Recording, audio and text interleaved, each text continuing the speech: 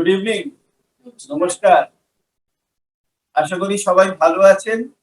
আর এই প্রথম এইরকম ভাবে আপনাদের সঙ্গে একটা মিটিং এ যুক্ত হওয়ার অভিজ্ঞতা হচ্ছে, সবটাই নতুন, প্রথমবার। তা আশা করি সবাই ভালোই আছেন। আজকে এইটা একটা আমরা সেমিনার র্যালি করতে যাচ্ছি। এরকম সেমিনার র্যালি আমরা আগে কখনো করিনি, সেটা বুঝতেই পারছেন।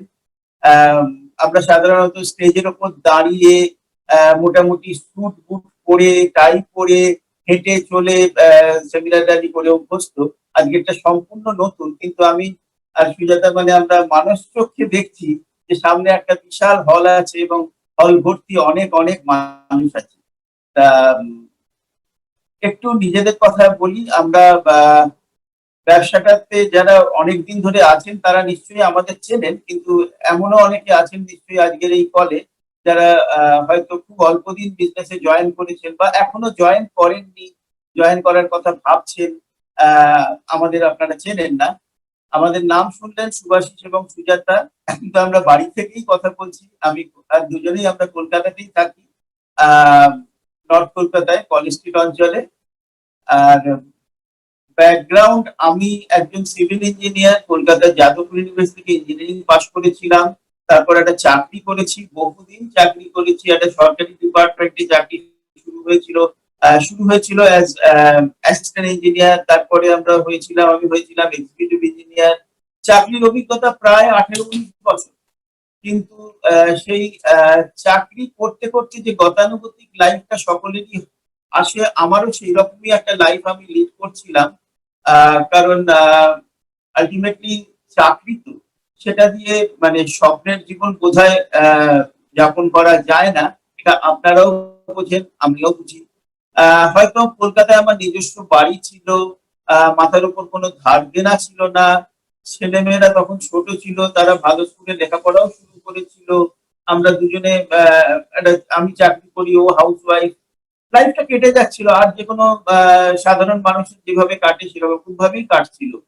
কিন্তু জীবনের স্বপ্ন পূরণ, এই ব্যাপারটা নিয়ে ভাবার বিলাসিতা খুব একটা বোধহয় করা সম্ভব হচ্ছিল না।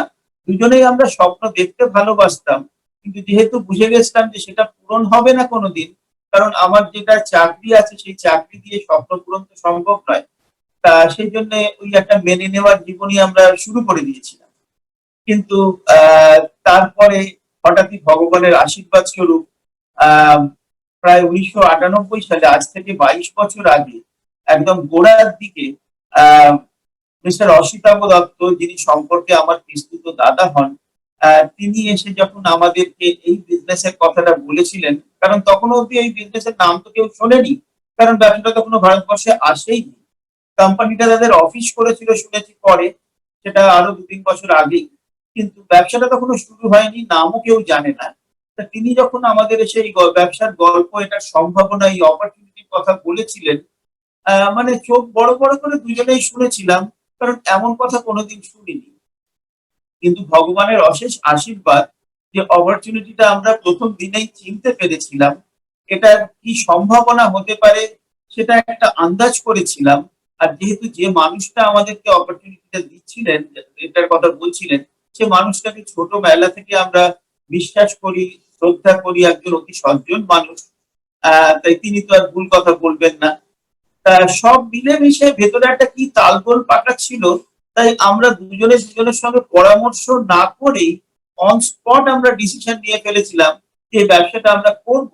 মানে ভেতর থেকে এমন একটা ব্যাপার এসেছিল যে ব্যবসাটা আমাকে করতেই হবে, সাকসেসফুল হতেই হবে।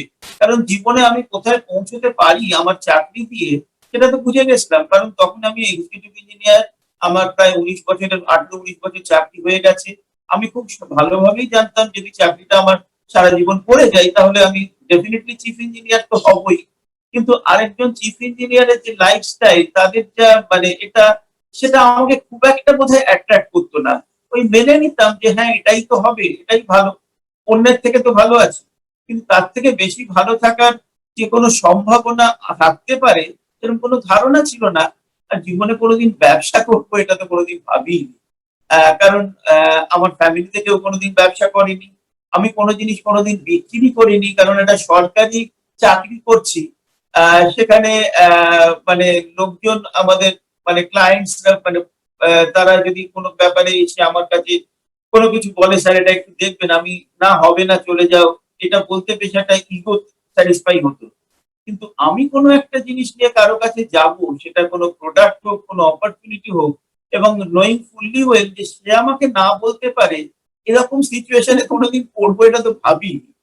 কারণ আমি কোনোদিন ব্যবসা করিনি, কোনো জিনিস বিক্রি করিনি, একটা চাকরি করা জীবনই চলছিল।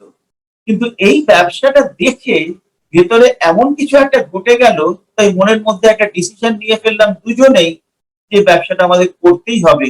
কারণ এই ব্যবসাটাই একমাত্র সুযোগ যে জীবনটাকে একটা স্বপ্নের জীবন বাঁচার মতন একটা সুযোগ আমাদের এনে দিচ্ছে এটা।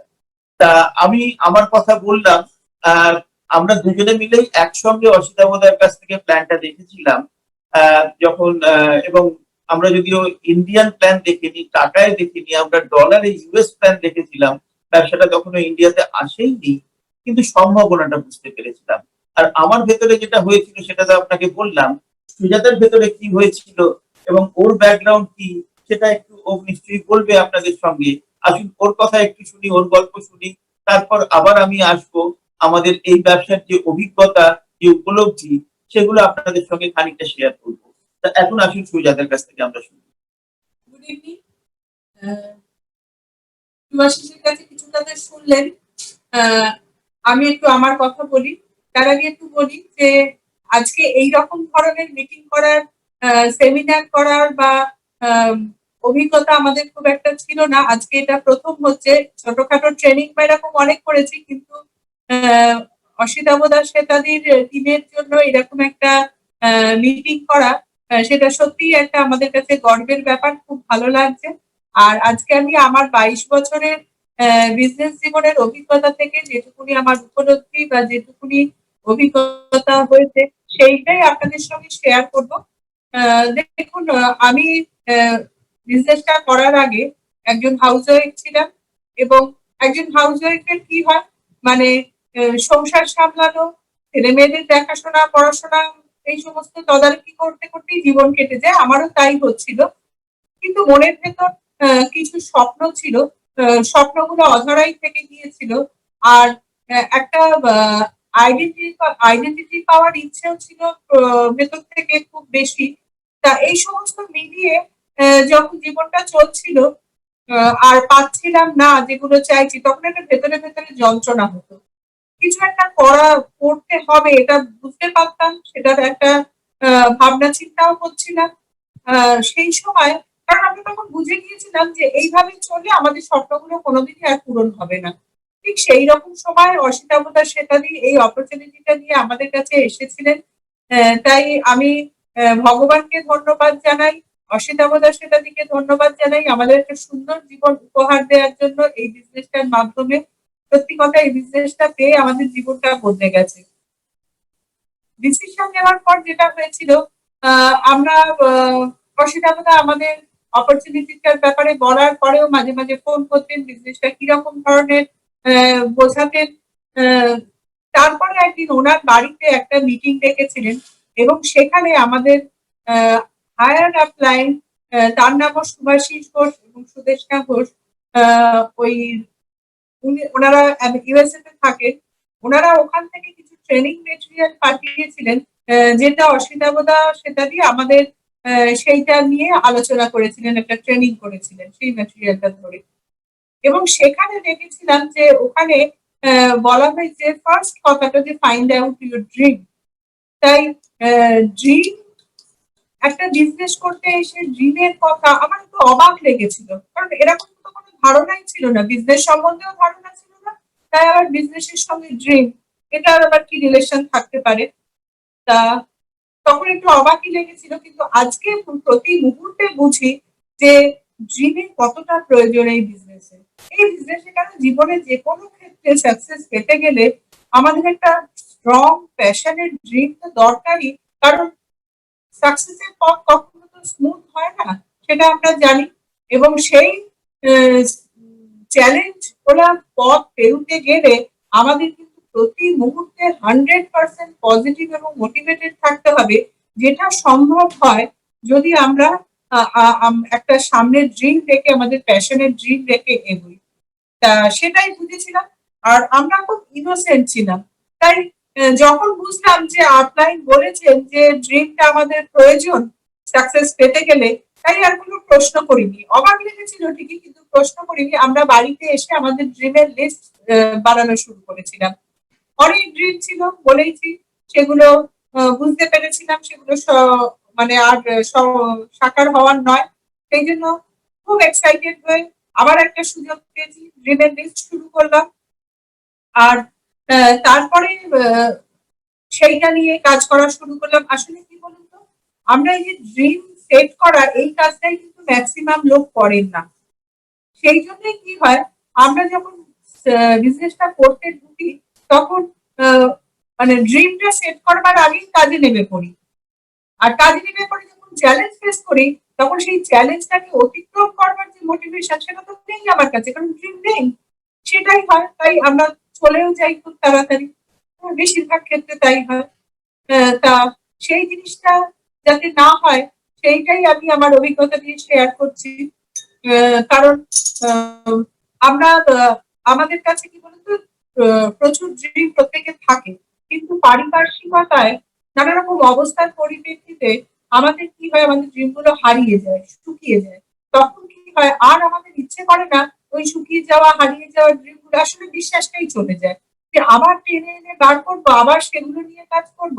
তার থেকে দেখা যায় বিজনেসটা শুরু করি, একটা ট্রাই করি, করি, করতেই হবে এই মেন্টালিটি নয়, একটা ট্রাই করার মেন্টালিটি নিয়ে আমরা শুরু করি বেশিরভাগ ক্ষেত্রে, এবং তার ফলস্বরূপ আমরা কিন্তু খুব সহজে বিজনেস থেকে সরে যাই, কারণ ধাক্কা টাক্কাই বলে। তাই আমাদের ড্রিমটা সেট করাটা সো ভেরি ইম্পর্টেন্ট। একজন চাষি যখন তার বাড়িতে প্রচুর বীজ থাকে তো গাছের, কিন্তু সেই বীজটা যতক্ষণ না সেই মাটিতে ছড়াচ্ছে, ততক্ষণ তো গাছ হয় না। প্রথমে তো মাটিতে ছড়ানো, তারপরে তো তাতে জল দেওয়া, সার দেওয়া, এইগুলো, তাই না? তেমনি আমাদেরও প্রথম কাজ হবে আমাদের এই শুকিয়ে যাওয়া, হারিয়ে যাওয়া ড্রিম গুলোকে খুঁজে বের করে এনে আমাদের মনের মাটিতে সেটাকে রোপণ করা। কিভাবে? না, একটা ডিসিশন নিয়ে আমরা ডিসিপ্লিন ওয়েতে বিজনেসটা করবো, এরকম একটা অঙ্গীকার নিয়ে কাজ শুরু করা, সেটাই হলো আসলে আমাদের স্বপ্নের বীজ রোপণ। তারপরে তো অ্যাকশন, সেটাই হলো জল, সার, এগুলো, সেই অ্যাকশনটা পরবর্তী। First dream. তা যখন শুরু করেছিলাম, আপলাইন যেরকম বলেছিলেন ড্রিমের জন্য আমাদের সময় দিতে, তাই আমরা সময়ও দিয়েছিলাম। কিরকম ভাবে আমাদের ড্রিম গুলো লিখেছিলাম, আমরা ছবি আঁকেছিলাম আমাদের চোখের সামনে, আমরা আমাদের ফ্যামিলির সবাইকে নিয়ে, আমাদের ছেলে মেয়েদের বাবা মাদের নিয়ে বসে সেটা নিয়ে আলোচনা করেছিলাম। সেটা করতে গেলে আমাদের বিজনেসটা যে মানে ফুল প্রায়োরিটি দিয়ে করতে হবে, এবং তার জন্য আমাদের সময় দিতে হবে, এবং তার জন্য ফ্যামিলির সবার কাছ থেকে আমাদের কোঅপারেশন দরকার, সেটাও তাদের বুঝিয়েছিলাম। এইভাবে মানে আমরা করে গেছি। কেন বলতে এটা করেছি, এই যে ছবি আটকানো, এই যে সকলের সঙ্গে বলা, এই যে ড্রিমের কথাটা লিখে রাখা, সেগুলো নিয়ে সারাক্ষণ আলোচনা করা, এগুলো করতে করতে না আমরা বর্তমান থেকে ভবিষ্যতে চলে যাই। কোনো একটা সময় মনে হয় যেন আমরা সব পেয়ে গেছি, তখন আমাদের বিশ্বাসটা 100% হয়ে যায়। মানে পাবো কথাটার বদলে আমরা পেয়ে গেছি, এটাই যেন আমরা বিশ্বাস করতে শুরু করি, এবং সেটাই আমাদের শক্তি যোগায়, সেটাই আমাদের অনুপ্রেরণা দেয় এগিয়ে নিয়ে যাওয়ার জন্য। অনেকে কি হাসিনি আমাদের এই কাজকর্মগুলো দেখে? এসেছে। তাই একটা জিনিস জানবেন, যদি আপনার ড্রিমের কথা শুনে বা আপনার ড্রিমের জন্য আপনি যে কাজ করছেন সেটা দেখে লোকে যদি না হাসে, আপনি বুঝবেন যে আপনার ড্রিমটা ঠিক বড়সড় নয়, ঠিক জুৎসই নয়। মানে সেরকম ড্রিমের কথা আমার, মানে সেটাকে সাকার করবার জন্য আমার যে পাগলামি, আমার যে মানে সাংঘাতিক একটা মোটিভেশন, আমার চোখে মুখে যে তার একটা রিফ্লেকশন, সেটা অন্য লোককে হাসাবে, অন্য লোকের কাছে অন্য লোককে অবাক করবে। করুন, আপনি আপনার পথে এগিয়ে যাচ্ছেন, কারণ যারা যে হাসছে বা যারা আপনাকে কিছু বলছে, তারা কিন্তু আপনার ড্রিম ফুলফিল করবার জন্য কোনো অল্টারনেটিভ ওয়ে আপনাকে কোনোদিন এগিয়ে দেবে না। তাই ড্রিম সেট করুন, সেটা কবে পাচ্ছেন, এটার জন্য আপলাইন আছেন বেস্ট পার্সন, তার কাছ থেকে বসে আমরা প্ল্যানিং করব। ছোট ছোট আমাদের যে নিড গুলো, সেই নিড গুলোকে সামনে রেখে সেই নিড গুলো আস্তে আস্তে আমরা ফুলফিল করতে করতেই তারপরে আমাদের বড় ড্রিম, যেটা আমাদের লাইফস্টাইল দেবে, তারপরে আমরা আরো অনেক মানুষের ড্রিম ফুলফিল করবার জন্য ড্রিম সেট করব। এইভাবে আমাদের ছোট মেজো বড় আস্তে আস্তে বড় ড্রিমের দিকে আমরা এগিয়ে যাব। আর একটা কথা আমার অভিজ্ঞতা থেকে বলছি, যে এই কথাগুলো, এই ড্রিমের কথাগুলো আমরা সবসময় পজিটিভ লোকের সঙ্গে আলোচনা করবো, সে আমার বিজনেসেরই বলুন কিংবা বাইরেরই বলুন, যারা আমাকে উৎসাহ দেবে, যারা আমাকে অনুপ্রেরণা দেবে। শুধু শুধু নেগেটিভ লোকের সঙ্গে যদি আলোচনা করি না, আমি নিজে অনেকটা নেগেটিভ হয়ে যাব। তাই তাদের সঙ্গে না করাই ভালো, অ্যাভয়েড করা। আর আসলে আমাদের ভেতরে দুটো মাইন্ড থাকে, একটা হচ্ছে পজিটিভ মাইন্ড আর একটা নেগেটিভ মাইন্ড, তাহলে সারাক্ষণ দুজনে ফাইট করে যায়। যে পজিটিভ মাইন্ড সে সারাক্ষণ মানে আমাকেই বলতে থাকে যে আমি কিভাবে পারবো, নিজের মনেই নিজে প্রশ্ন করি আমি সেই পজিটিভ মাইন্ড নিয়ে, যে আমি কিভাবে পারবো, আমি কিভাবে করব, এটা করে আমার কি হবে, কি হতে চলেছে, কেমন হবে আমার ড্রিমটা যখন ফুলফিল হবে, আমার লাইফস্টাইল, এরকম মানে পজিটিভ ভাবনা চিন্তা। আর আমার নেগেটিভ মাইন্ড আবার আমাকে সারাক্ষণই বলতে থাকে কি অসুবিধে, কি মুশকিল হতে পারে, আমি কি পারবো, লোকে কি বলবে, এটা হয় নাকি, এরকম নানান ধরনের মানে কথা সে বলতে থাকবে আমার মনের ভেতর। এই পজিটিভ আর নেগেটিভ মাইন্ডের মধ্যে ফাইট করতে করতে যেদিনকে আপনার পজিটিভ মাইন্ডটা জিতে যাবে, সেদিনকে উইল বি আনস্টপেবল। এইটা কিন্তু একদম মানে শিওর। তাই দুটোই লিখুন, আপনার ইচ্ছের কথা এবং আপনার দ্বিধার কথা, এবং আপলাইনের সঙ্গে বসে সিস্টেমের সঙ্গে প্ল্যান করে এই দ্বিধা দ্বন্দ্বগুলোকে আস্তে আস্তে কাটিয়ে ফেলুন। দেখবেন আপনার এগিয়ে যাওয়ার পথটা অনেক সুগম হবে। আর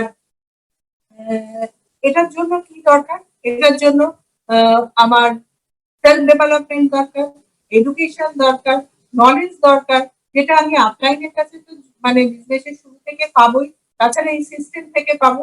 কারণ একটা জিনিস জানবেন, যে নলেজ কিন্তু আমাদের ভীষণ পাওয়ারফুল বানায়। তাই এডুকেশন আমাদের ভীষণ পাওয়ারফুল বানায়। তাই একটা এডুকেশন সিস্টেম আমাদের আছে, great world wide education system. সেই সিস্টেমের সঙ্গে আমাদের নিজেদের প্লাগ করে দেওয়া, এবং ওই সিস্টেমের অনেক বই আছে, পজিটিভ মেন্টাল অ্যাটিটিউডের বই, স্ট্রিমিং এর মাধ্যমে আমরা অনেক লোকের কথা শুনতে পাই, এবং মিটিং অ্যাটেন্ড করা, এখন এই মিটিং এ আমরা বেশি অ্যাটেন্ড করছি। আহ, এইগুলো করতে করতে আমাদের মধ্যে একটা যে কনফিডেন্স জন্মায়, সেটা দিয়ে কিন্তু আমরা অনেক এগিয়ে যেতে পারি। হ্যাঁ? তা তখন আমাদের চ্যালেঞ্জ ফেস করবার ক্ষমতা আসে। এই তো যে আমরা যখন সিস্টেমের সঙ্গে কাজ করি, তখন আমাদের কি হয়, এক নলেজ হয়, কিসের নলেজ, এই বিজনেসটা কি করে করব, কিভাবে আমরা প্রোডাক্ট নিয়ে ডিল করব, কিভাবে আমরা বিজনেস অপরচুনিটিটা লোকের সামনে বলবো, কিভাবে আমরা বিজনেসের যে ছোটখাটো টেকনিক্যাল কাজগুলো সেই কাজগুলো করব, এইগুলো আমাদের নলেজ। আর একটা হয় আমাদের সেলফ ডেভেলপমেন্ট। সেইটা কি, সেটা হচ্ছে আমাদের চ্যালেঞ্জ নিয়ে কাজ কর, মানে চ্যালেঞ্জটাকে ফেস করেও আমাদের এগিয়ে যাওয়ার যে মানসিকতা, আমাদের মধ্যে পজিটিভিটি, আমাদের মধ্যে এক্সাইটমেন্ট, আমাদের মধ্যে পিপল স্কিল, আমাদের মধ্যে লোকের সঙ্গে সুন্দর রিলেশনশিপ তৈরি করার ক্ষমতা, আমাদের লোকের ভালো করার একটা ইচ্ছে, আমাদের সার্ভিং অ্যাটিটিউড, আমাদের হার না মানার একটা অ্যাটিটিউড, এই সমস্ত গুলো আমাদের মধ্যে আস্তে আস্তে তৈরি হয়। আমরা নিজেকে কিভাবে, নিজের রাগটাকে, নিজের ইমোশনটাকে কন্ট্রোল করব, লোককে কিভাবে রেসপেক্ট করব, লোককে কিভাবে প্রশংসা করব, করে আমরা একটা সুন্দর ইউনাইটেড টিম তৈরি করব, এই সবগুলো কিন্তু আমরা শিখি, এবং সেটার জন্য সেলফ ডেভেলপমেন্ট ভীষণ দরকার। সেটা আমরা এই সিস্টেম থেকে পাই।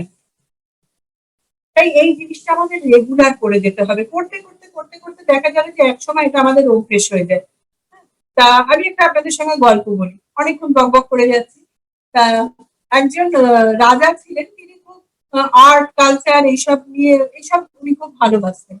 তো একদিন উনি রাজসভায় উনি অ্যানাউন্স করলেন যে আমার এইখানে সভাতে যে আর্টিস্ট যারা আছেন, তাদেরকে উনি অফার করলেন যে আমার এই রাজপ্রাসাদে একটা বড় দেয়ালে, একটা হলে, সেখানে এমন একটা সুন্দর পেন্টিং তোমরা কেউ করো, যেটা সারা জীবন চিরকাল লোকে মনে রাখে। সেটা আমার রাজত্বে এটা একটা আমার মানে একটা স্পেশাল কীর্তি হয়ে থাকবে, সারা জীবন লোকে এইটার প্রশংসা করবে।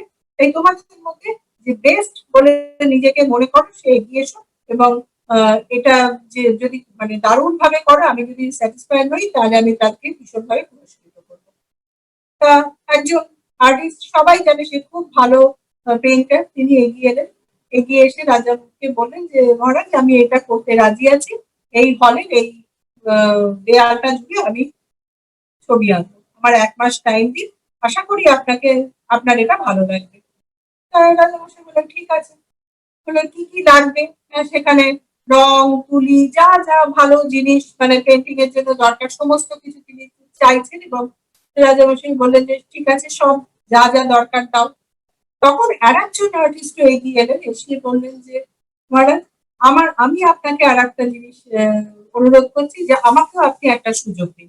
তো বললেন যে ও তো করছে, বলছে হ্যাঁ ঠিক আছে, ও করুক, আমি একদম অপোজিট সাইডে আর একটা আমি করবো ওই দেয়ালে, আর একটা মানে পেন্টিং করবো, এবং আশা করি সেটাও আপনার ভালো লাগবে, কারণ ও যে ছবিটা আঁকছে আমি একদম এক্সাক্ট সেই ছবিটাই আঁকবো। তখন বলছি সেটা কি করে সম্ভব, ওটা হয় নাকি? বলে হ্যাঁ, এটা তো সম্ভবই বটে, এবং আপনাকে আমি আরো একটা চ্যালেঞ্জ দিচ্ছি, যে আমি ওটা না দেখে আঁকবো। দরকার হলে আপনি মাঝখানে একটা দেয়াল তুলে দিন, কিংবা একটা কার্টেন টাঙিয়ে দিন, আমি কিন্তু না দেখে করবো। ঠিক আছে, তোমার কি লাগবে? বললেন আমার কিছু জল লাগবে, কিছু কাপড় লাগবে, সেগুলো আমাকে দিলে আমি এটা শুরু করবো। দুজন আর্টিস্ট দুদিকে করা শুরু করলো, মাঝখানে কার্টেন টাঙালো। 1 মাস পরে যে প্রথম আর্টিস্ট, তিনি রাজাকে দেখে বললেন আমার কাজ হয়ে গেছে, আপনি দেখুন।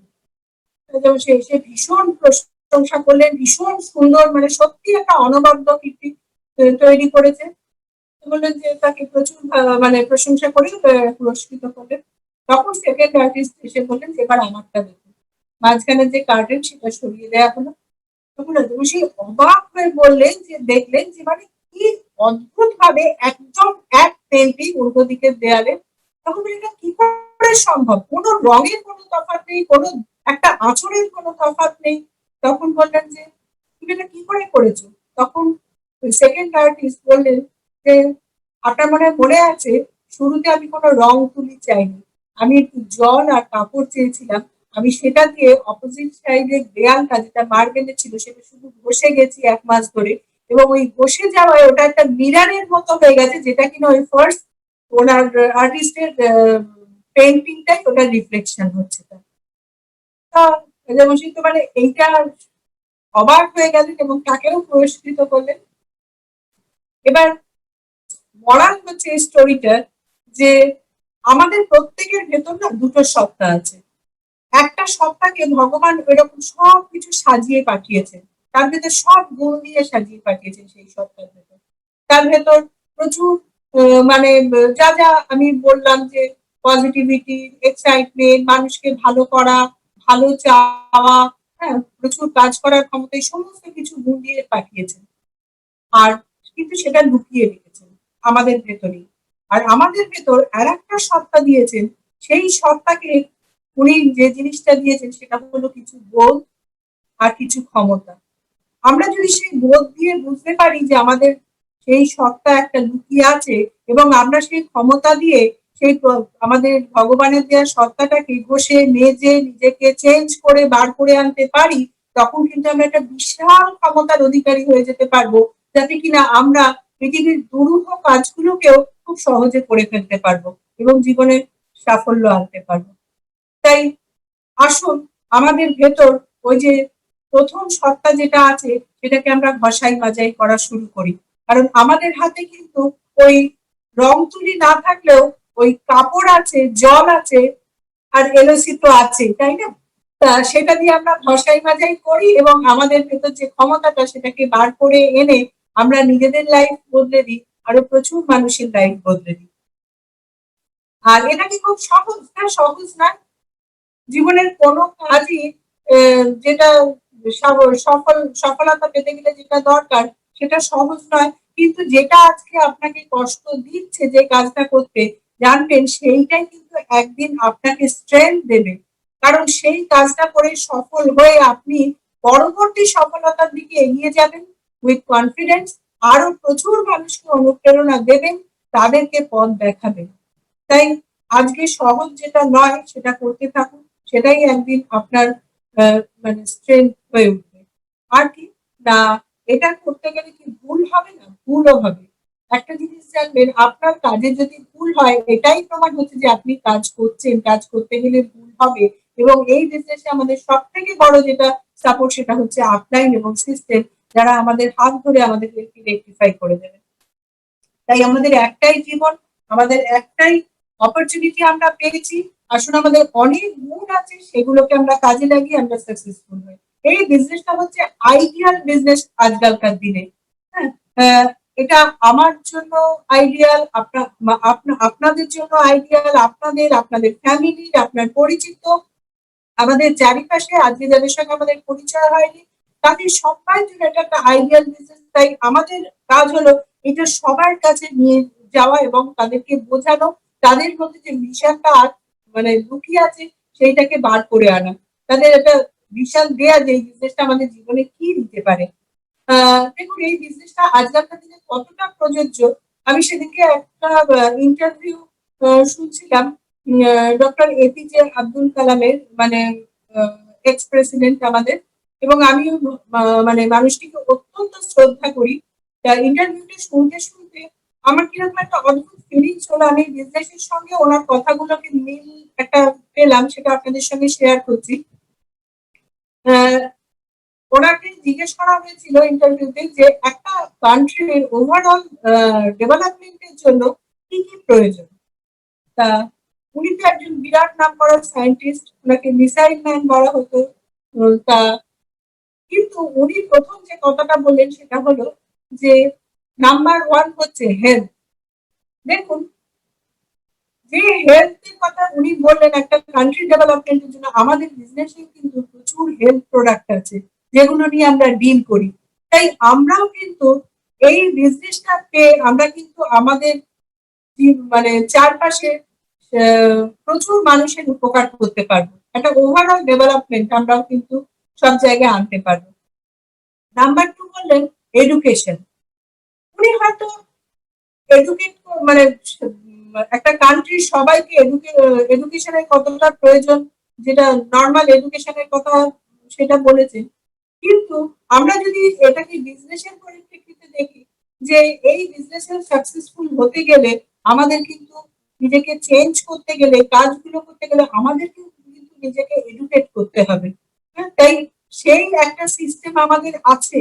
তাই আমরা কিন্তু ঠিক জায়গায় রয়েছি। একটা ওভারঅল ডেভেলপমেন্টের জন্য যখন এডুকেশন দরকার, আমাদেরও কিন্তু আমার ফ্যামিলির, আমার নিজের ভবিষ্যতের, আমার টিমের ভালোর জন্য এডুকেশন দরকার, এবং সেটা আমাদের অলরেডি আমাদের হাতে আছে। তাই এই বিজনেসটা কিন্তু ভীষণ অ্যাপ্রোপ্রিয়েট আমাদের এগিয়ে যাওয়ার জন্য। নাম্বার থ্রি বললেন এগ্রিকালচার। দেখুন আমাদের হাতেও কিন্তু এগ্রিকালচারের মানে অসাধারণ প্রোডাক্ট রয়েছে। যারা মনে করবে যে ওই প্রোডাক্টটা নিয়ে কাজ করব, তারাও কিন্তু এই বিজনেসে মানে সাংঘাতিক সাকসেসফুল হবে, তাই না? তো সেটাও কিন্তু আমাদের হাতে রয়েছে। নাম্বার ফোর বললেন কমিউনিকেশন।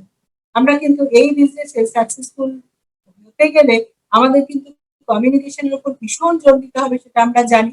কারণ আমরা টিম নিয়ে কাজ করি, আমরা মানুষ নিয়ে কাজ করি, আমাদের প্রত্যেকের সঙ্গে রেগুলার রেগুলার যোগাযোগ, আমাদের প্রত্যেকের সঙ্গে তাদেরকে ইনফরমেশন গুলো তাদেরকে দেওয়া, তাদেরকে তাদের সঙ্গে তাদেরকে বোঝা, তাদেরকে বিজনেসের সম্বন্ধে বোঝানো, আহ, এইগুলো সমস্ত রেগুলার বেসিসে করতে গেলে কমিউনিকেশনটা কতটা জরুরি সেটাও কিন্তু আমাদের এই সিস্টেমে শেখানো হয়, সেটাও আমরা জানি এবং সেটা আমরা করিও, তাই না? তাই এখানেও কিরকম যেন আমি একটা মানে বুঝতে পারলাম যে এই বিজনেসটা ঠিক ঠিক জায়গায় আমরা মানে একদম অ্যাপ্রোপ্রিয়েট বিজনেস আজকালকার দিনে দাঁড়িয়ে। এবং এটা যদি আমরা করি তাহলে কিন্তু আমরা সাকসেস পাবো। আর 5 নম্বর যেটা বললেন সেটা হচ্ছে টেকনোলজি। টেকনোলজিক্যালি আমরা যদি ভীষণ রকমের ইকুইপড হই, অ্যাডভান্স হই, তাহলে কিন্তু আমরা আমাদের ডেভেলপমেন্ট অনেক বেশি হবে। দেখুন আমি কিন্তু মানে প্রথম দিন থেকেই টেকনোলজি তখন যেগুলো ছিল সেগুলো অ্যাডাপ্ট করেছিল, সেগুলো ইনফ্রাস্ট্রাকচার তৈরি ছিল, আমরাই কোনো সেগুলোকে সবসময় মানে ব্যবহার করতাম না। আমরা জয়নিং আমরা জয়নিংটাও আমরা ডিজিটালি করতে পারতাম, আমরা ট্রেনিং নেওয়া, আমাদের টিভি মনিটর করা, সবকিছু আস্তে আস্তে আমাদের আমরা টেকনোলজির সাহায্য নিয়ে ডিজিটালি এগুলো করার কথা অনেকদিন থেকেই করছি, কিন্তু আজকে এই পরিস্থিতিতে দাঁড়িয়ে যখন আমরা ঘর থেকে বেরোতে পারছি না ডিউ টু প্যান্ডেমিক সিচুয়েশন, তখন কিন্তু আমরা আমাদের বিজনেসটা পুরোপুরি 100% এখন টেকনোলজি নির্ভর হয়ে গেছে। এখন আমাদের যে কোনো ট্রেনিং অ্যামওয়ে থেকেও দিচ্ছে জুমে, আমাদের আপলাইনরাও দিচ্ছে জুমের মাধ্যমে, আমরা জুমের মাধ্যমে লোকের সঙ্গে কমিউনিকেট করতে পারছি। আমাদের জয়নিং, ডিজিটাল জয়নিং, আমরা যে কোনো ছোটখাটো যা কিছু কাজ, ট্রেনিং বলুন, জয়নিং বলুন, আমাদের টিভি মনিটর বলুন, আমাদের সমস্ত কিছু মিটিং বলুন, সবকিছু কিন্তু এখন ডিজিটাল হচ্ছে, সবকিছু আমরা টেকনোলজি নির্ভর হয়ে যাচ্ছে। তাই একটা মানে এই সময় দাঁড়িয়ে আমাদের একটা উপলব্ধি হচ্ছে যে আমরা ঠিক বিজনেসটাকে চুজ করেছিলাম, এবং আমাদের সাকসেসফুল হতে গেলে যা যা প্রয়োজন এই বিজনেসটার মধ্যে সবকিছু আছে। বিজনেসটার প্রোডাক্টের মধ্যে আছে, এই এডুকেশন সিস্টেমের মধ্যে আছে। আর যুগোপযোগী বিজনেস বলতে যা বোঝায় সেটাই। আর একটা জিনিস যেটা উনি বলেছিলেন সব শেষে, সেটা হলো যে আমাদের এই কান্ট্রির সব থেকে বড় যেটা স্ট্রং পয়েন্ট, স্ট্রেংথ যেটা, সেটা হচ্ছে ইউথ। প্রচুর আমাদের ইয়াং পিপল এই কান্ট্রিতে রয়েছে। আর সব থেকে বড় উইক পয়েন্ট হচ্ছে ল্যাক অফ ভিশন। তাই যেটা আমাদের স্ট্রং পয়েন্ট ইউথ, সেই এখন কিন্তু অ্যামওয়েও সেদিকে জোর দিচ্ছে, লিডাররাও সেদিকে কথা বলছেন। U30, আন্ডার 30 দের নিয়ে আমরা আরো বেশি তাদের দিকে নজর দিচ্ছি, তাদের নিয়ে কাজ করার চেষ্টা করছি, তাদেরকে জয়েন করাবার চেষ্টা করছি, তাদেরকে এই বিজনেস অপরচুনিটিটার কথা বলে তাদের মানে চোখটা খুলে দেওয়ার চেষ্টা করছি, এবং তারাও এগিয়ে আসছে, কারণ তাদের মধ্যেই তো এক্সাইটমেন্ট আছে, তাদের মধ্যেই ড্রিম আছে প্রচুর, তাদের মধ্যে প্রচুর এনার্জি আছে। যেটা কিনা weak point, lack of vision, সেইটাই আমাদের কাজ হচ্ছে এই অপরচুনিটিটা প্রত্যেকের কাছে গিয়ে বোঝানো, নিজের এক্সপিরিয়েন্স দিয়ে, এই সিস্টেমের সাহায্য নিয়ে তাদেরকে তাদের যে ভিশনটা সেইটাকে মানে খুলে দেওয়া, সেটাই আমাদের কাজ। যে কোনো কাজ করতে গেলে আমাদের কষ্ট হবেই। তাই আসুন আমরা প্রাথমিকভাবে কষ্টটা স্বীকার করিনি, আমরা লজিক দিয়ে বুঝি বিজনেসটাকে, আমরা প্যাশন দিয়ে বিজনেসটাকে করি, ড্রিমটাকে সামনে রেখে 100% ফোকাস থেকে, ডিসিপ্লিন ওয়েতে, অনেস্টি বজায় রেখে আমরা বিজনেসটা করি। তাহলে দেখবেন মানে আমরা সমস্ত বাধা অতিক্রম করে একদিন এগিয়ে যাব। আর যেটা বলছিলাম যে এখানে চ্যালেঞ্জ আসবে, কষ্ট হবে, পেন যেটা সেটা আমাদের স্বীকার করে নিতে হবে। একটা জিনিস জানবেন, pain of hard work, pain of discipline, pain of challenge, pain of refusal, much less hurting than pain of regret. তাই আজ থেকে 5 থেকে বা 7 বছর পরে, 5-7 বছর পরে আমরা যেন এইটাই বলতে পারি যে ভাগ্যিস বিজনেসটা করেছিলাম, কখনো যেন আমাদের রিগ্রেট করতে না হয়, ইস কেন আমরা করিনি। তাই সকলের জন্য এই শুভকামনা রইল। আজ থেকে কিছুদিন পরে আমরা এই বিজনেসটার মাধ্যমে আমরা একটা সুন্দর লাইফ এনজয় করব। Thank you. Now back to my husband. আশা করি সুজাতা খুব ভালো বলেছে, আপনাদের ভালো লেগেছে, তাই আপনারা যে যার ঘর থেকেই ওর জন্য একটা জোরে হাততালি দিতেই পারেন। আহ, আহ, এরপরে আমার বলার পালা। আমার একটু ব্যাকগ্রাউন্ড তো বললাম, একটু গল্প বললাম, এবার আজকের যেটা বক্তব্য সেটাতে আমরা চলে আসি। আজকের এই সেমিনার ডালির আমরা একটা থিম ঠিক করেছিলাম, যেটা আমাদের যে ফ্লায়ারটা আপনারা পেয়েছেন তাতে লেখাই আছে যে কিভাবে এগোনো যায়। দেখুন, কিভাবে এগোনো যায় সেটা আমি আজকে এখানে আপনাদের শেখাবো না কিচ্ছু। আমাদের যেটা অনুভূতি, আমাদের যেটা রিয়ালাইজেশন এই 22 বছরের জার্নি, তা সেটাই কিছুটা কিছুটা আপনাদের সঙ্গে শেয়ার করব। কিন্তু আপনারা যেরকম আপনাদের রেসপেক্টিভ আপলাইন আছেন তাদের সঙ্গে কথা বলেই আপনারা সিদ্ধান্তটা নেবেন। আমি কিছু আমাদের অনুভূতি, কিছু রিয়ালাইজেশন আপনাদের সঙ্গে শেয়ার করব। এবং যেহেতু ডিজিটালি মিটিংটা হচ্ছে, তাই একটু টেকনোলজির আরেকটু হেল্প নিই। আমি একটু আপনাদের সঙ্গে একটা স্ক্রিন শেয়ার করে পয়েন্টস গুলো সেখানে আপনারা চোখেও দেখতে পাবেন এবং আমাকে কানে শুনতেও পাবেন। পাশে হয়তো আমার ছোট্ট করে ওই আমাদের ছবিটাও পাশে থাকতে পারে। তাই আসুন আমি আমাদের একটা স্ক্রিন শেয়ারিং এ চলে যাই। আহ,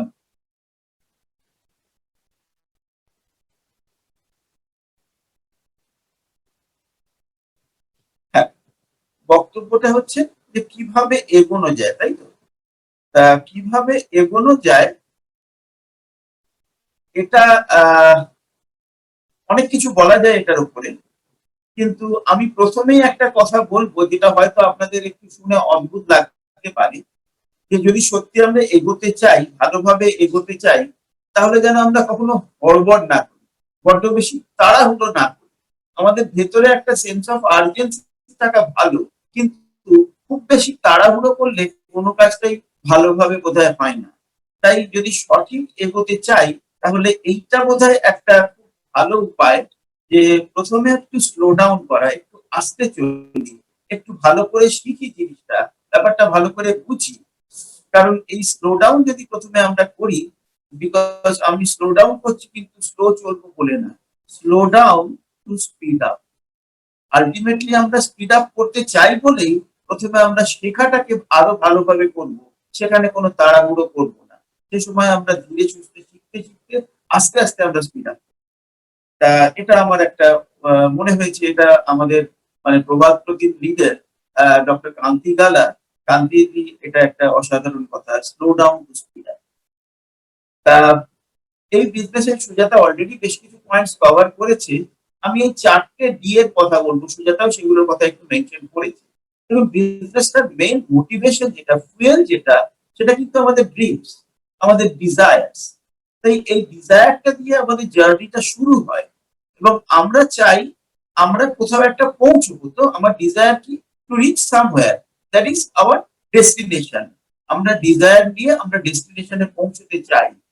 দুটোই ডি দিয়ে শুরু হয়েছে, কিন্তু এই দুটো হচ্ছে দুটো এন্ড পয়েন্টস, মাঝখানে আরো দুটো ডি আছে। এই ডিজায়ারটাকে যদি আপনি ডিসিপ্লিন ওয়েতে আপনি এগিয়ে যেতে পারেন এবং তারপর আপনার মধ্যে যদি ডিটারমিনেশনটা আনতে পারেন, মানে ডিজায়ার থেকে আপনাকে ওটার সঙ্গে জুড়তে হবে ডিসিপ্লিন, একটা ডিসিপ্লিন অ্যাকশন নিতে হবে। এবং সেই ডিসিপ্লিনের মধ্যেও অ্যাকশনের মধ্যে যেন আপনার একটা ভেরি স্ট্রং ডিটারমিনেশন থাকে, যে এটা আমায় করতেই হবে, আমি করবই করবো, আমি পারবই পারবো, আমি আমার লক্ষ্যে পৌঁছবই পৌঁছবো। এইরকম একটা discipline action with strong determination fuelled by your desire takes you to your destination. তা এই 4টে ডি, এই ব্যবসাটা, এই জীবনটাই কিন্তু এই 4টে ডি এর খেলা। নেক্সট যেটা আমি বলবো, দেখুন এই বিজনেসটা সাকসেসফুলি করতে গেলে প্রথম যেটা, যারা আমরা শুরু করছি, যারা শুরু করছেন তাদের জন্য এই কথাটা আরো বেশি প্রযোজ্য। প্রথমে ব্যবসাটা কিভাবে কাজ করে সেটা সম্বন্ধে একটা খুব পরিষ্কার ধারণা হওয়া চাই। মানে এটা আমার বিজনেস, কিন্তু এটা আপনার বিজনেস। তাই আপনি কি বিজনেসে, মানে সারাক্ষণই আপনার আপলাইন আপনাকে বলবে আর আপনি শুধু সেইটুকু করবেন, সেটা কিন্তু একটা চাকরি করার মতন হয়ে গেল। আমি আপলাইনের বিজনেসে চাকরি করি, কিন্তু সেটা তো নয়। আপনি আপনার বিজনেস ডেভেলপ করছেন, আপলাইন সেখানে আপনার গুরু, আপনার মেন্টর, আপনার কোচ। কিন্তু আপনি বিজনেসটা কি সেটা তো জেনে বুঝে নেবেন, তবেই তো সেই বিজনেসটাতে আপনি জান লড়াবেন। তাই বিজনেসের আন্ডারস্ট্যান্ডিংটা কিন্তু ভীষণ ভালো হতে দরকার। আর এখন যেভাবে বিজনেসটা কোম্পানিও প্রজেক্ট করছে, আমরা আমাদের দিকেও যেভাবে প্রজেক্ট করছি, সেটা হচ্ছে বিজনেসের স্টার্টিং পয়েন্ট হওয়া উচিত টু বিকাম, ওকে এর আগে দেখি, সরি এইখানটা একটু বলিনি, যে দেখুন জীবনে তো চ্যালেঞ্জ আসবে, জীবনে একটা জিনিসই কনস্ট্যান্ট, দ্যাট ইজ চ্যালেঞ্জ। তা সেই চ্যালেঞ্জ আমাদের তো যে কোনো সময় হিট করবেই। এটা যতদিন আমরা বেঁচে থাকবো চ্যালেঞ্জ আমাদের হিট করবে।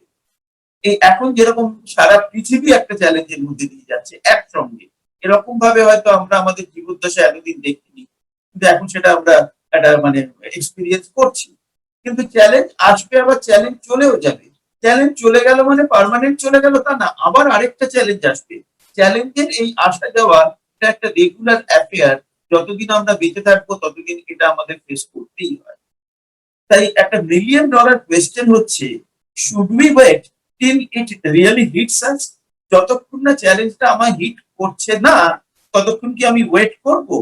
এবং এবার হিট করার পর আমরা সেই একটা সাংঘাতিক প্রতিকূল অবস্থা ফেস করে তারপর আমাদের টনক নড়বে? Or should we do something worthwhile by acting on it now? কাজটা কি এখনই করব নাকি অপেক্ষা করব? এখনো তো আমার সেরকম কোনো অসুবিধা হচ্ছে না, বলে দেখা যাবে। এই অ্যাটিটিউড থাকলে তো হবে না। তাই যদি আমি এখন খুব ভালো আছি হয়, মানে এখন যেরকম পরিস্থিতি চলছে চারদিকে সারা পৃথিবীতে যা চলছে, হাজারে হাজারে লাখে লাখে কোটিতে কোটিতে লোক চাকরি হারাচ্ছে। আমার চাকরিটা হয়তো এখনো সেরকম কিছু হয়নি, কিন্তু এটা মনে করার কোনো কারণ নেই যে ভবিষ্যতে হবে না। যে কোনো জিনিস যে কোনো সময় হতে পারে। তাই সেটার জন্য কি আমার কোনো মানে প্ল্যান বি আছে? আমার কোনো স্টেপনি রেডি আছে? নাকি সেরকম প্রয়োজন পড়লে তখন ভাববো? ওয়াইজ লোকেরা সেরকম পরিস্থিতিতে পড়ার আগে থেকেই অ্যাকশন নেয়। আসুন আমরা একটু ওয়াইজ হই। তা যেটা বলছিলাম, বিজনেসের আমাদের প্রপার আন্ডারস্ট্যান্ডিং দরকার। তো ওই বিজনেসের এখন আমরা যেভাবে দেখাই বিজনেসটাকে, the starting point should be, আমরা একজন নতুন যারা বিজনেসে আসার কথা ভাবছেন তাদের প্রথম শুরুটা হওয়া উচিত অ্যাজ এ প্রেফার্ড কাস্টমার। যদিও স্টার্টিং পয়েন্ট প্রেফার্ড কাস্টমারও হতে পারে অ্যাজ পার কোম্পানি রুল, অথবা একজন এডিআরও হতে পারে। মানে অ্যামওয়ে ডাইরেক্ট রিটেলার হিসেবেও আমি বিজনেসে শুরু করতে পারি, অথবা প্রেফার্ড কাস্টমার হিসেবেও শুরু করতে পারি। প্রেফার্ড কাস্টমার মানে বিজনেস শুরু করলাম না, আমার কাস্টমার হিসেবে কিছুদিন প্রোডাক্ট গুলো ব্যবহারের অভিজ্ঞতা করছি।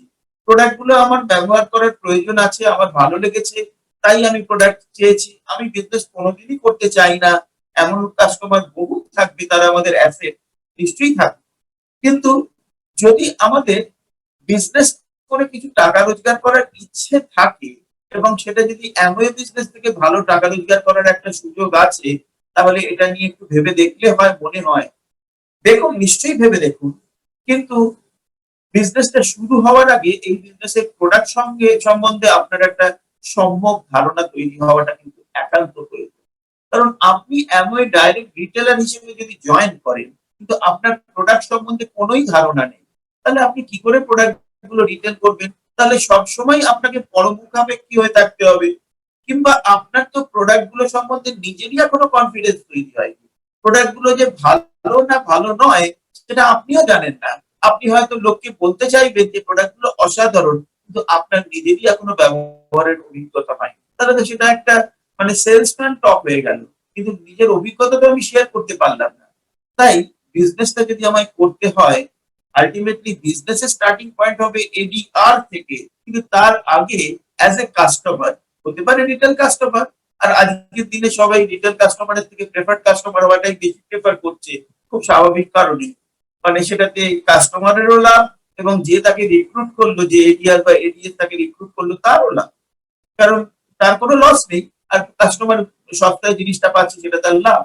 তাই কাস্টমার হিসেবে শুরু করার পর আমি যদি বিজনেস করার ব্যাপারে আমাদের একটা মানে মনের ভিতরে ইচ্ছে থাকে, তাহলে উচিত আমি হয়তো কাস্টমার হয়েছি, আমার শুধু গ্লিস্টার বা আমার একটা দুটো প্রোডাক্ট, আমার হয়তো শ্যাম্পু বা আমার হয়তো একটা হেলথ ড্রিঙ্ক এগুলো দরকার ছিল, সেগুলো কিনে নিয়েছি as a customer, preferred customer হয়ে ফাইন।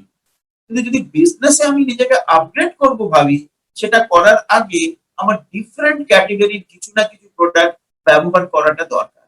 কারণ that will be my business brand. তাই সেটা আমাকে চিনতে হবে, জানতে হবে, এবং সেটা আমাকে ব্যবহার করতে হবে। না হলে আমার বিজনেস তো হবে না। তাই পিসি স্টার্টিং পয়েন্ট যখন হচ্ছে, সেখান থেকে এডিআর এ আমি আপগ্রেড করব নিজেকে। কতদিনে করব কোনো বাধ্যবাধকতা নেই, কিছু কোনো নিয়ম নেই এখানে। আপনি আজকে পিসি হয়ে কালকেই এডিআর হয়ে যেতে পারেন, ইটস আপ টু ইউ। কিন্তু আমাদের রেকমেন্ডেশন হবে যে you take some time, product গুলো সম্বন্ধে একটু জানুন, শিখুন, প্রোডাক্ট গুলোর কস্ট কম্পারিজন জানুন, প্রোডাক্ট গুলোর ভ্যালু গুলো জানুন, অন্য মার্কেট ব্র্যান্ডের সঙ্গে তার কম্পারিজন গুলো আপনি বুঝুন, প্রোডাক্টের ফিচার্স গুলো, বেনিফিটস গুলো ভালোভাবে জানুন, কারণ ওটাই তো এরপরে মার্কেটিং করতে হবে। এডিআর মানে আপনার বিজনেস করা শুরু হয়ে গেল। তাই কিছুই জানি না কিন্তু বিজনেস শুরু করছি কেন? তার আগে আমার পরীক্ষাটা দেওয়ার আগে কিছু প্রিপারেশন করতে হয় তো। তা সেইটা আমি এই পিসি টু এডিআর এই জার্নির মধ্যে করাটা হচ্ছে বুদ্ধিমানের কাজ। তাই যদি এই পিসি টু এডিআর এই পিরিয়ডটা ইভেন 3 মাসও হয়, খুব ভালো, কোনো অসুবিধা নেই। আপনি কিন্তু তাহলে প্রোডাক্ট গুলো সম্বন্ধে আরো ভালো ধারণা হলো। তারপর যখন আপনি নিজেকে এডিআর এ আপগ্রেড করলেন, তখন থেকে আপনার বিজনেস জার্নিটা শুরু। এবার এডিআর থেকে আপনি এর পরে কি হবে, বিজনেসটা এডিআর মানে you are Amway direct retailer. আপনি প্রোডাক্ট রিটেল করতে পারেন to retail customers or to preferred customers. আপনি পিসি রিক্রুট করতে পারেন অথবা কাউকে রিটেল সেল করে তাকেও বিক্রি করতে পারেন, কিন্তু আপনি অপরচুনিটিটা এখনো সেল করতে পারেন না। সেই অপরচুনিটি সেল করার জন্য অ্যামওয়ের যে নতুন এন্ট্রি মডেল হয়েছে, সেখানে কিছু নিয়ম কানুন আপনারা সবাই জানেন, আমি সেগুলো বলতে আসছি না এখানে। কিন্তু আপনি যখন নিজেকে এডিএস এ আপগ্রেড করবেন, বাই দ্যাট টাইম আপনি কিন্তু বেশ কিছু প্রোডাক্ট রিটেল করেছেন টু বেশ good number of preferred customers, এবং আপনি কমফোর্টেবলি মাসে একটা ভালো রকমের ভলিউম, মেবি আপনি 200 পিভি মানে 3% লেভেলটা আপনি রিচ করতে পারছেন with your personal use and personal customer মানে preferred customer sales. Customer volume and your use volume মিলে যেটা কিনা আপনার পার্সোনাল পিভি, সেটা আপনি 200 পিভি করতে পেরেছেন। তো you are maintaining a good number of customers. তার মানে আপনি কি করে কাস্টমার রিক্রুট করতে হয়, তাদেরকে কিভাবে প্রোডাক্ট ডেমনস্ট্রেশন করতে হয়, সেগুলো আপনি আপনার আপলাইনে হেল্প নিয়ে এবং প্রোডাক্টের নলেজ আপনার আছে, আপনি শিখেছেন, সেটা আপনি করছেন। কাস্টমারদের কিভাবে সার্ভ করতে হয়, কাস্টমারদের কি করে আরো অন্য প্রোডাক্টের সঙ্গে ইন্ট্রোডিউস করে দিতে হয়, সেগুলো আপনি শিখেছেন এবং কাস্টমার ভালোভাবে মেনটেন করছেন। তাহলে এই কাজটা, এটা কিন্তু বিজনেসের একটা অত্যন্ত প্রয়োজনীয় কাজ। এই কাজটা আমরা অনেকে অনেক সময় তাড়াহুড়োতে খুব মানে খাটো করে দেখি, ছোট করে দেখি, এবং ওই জায়গাটা খুব শর্টকাট করে ফেলি, করে আমরা ভাবি যে এবার আমি কত তাড়াতাড়ি টিম বানাবো, আরেকজনকে স্পন্সর করব, সেও আমার মতন কাজ করবে। কিন্তু আমার মতন যে কাজ করবে সেটাই তো উদ্দেশ্য, লোকেরা আমাকে ডুপ্লিকেট করবে। কিন্তু আমি আমি নিজে কিছু ঠিক ঠিক কাজ করেছি তো। তাই আমি যদি একটা 200 পিভির মতন ভলিউম করতে পারি, একটা আইডিয়াল একটা নাম্বার বললাম, with some good number of customers তাদের মেনটেন করে, এবং সেটা আমি শিখে নিয়েছি। Now it will be my job to get myself duplicated to other people. তখন আমি আরো কিছু এডিআর কে রিক্রুট করতে পারবো, এবং প্রেফারেবলি এডিআর কে আমি রিক্রুট করব ফ্রম মাই এক্সিস্টিং পিসি।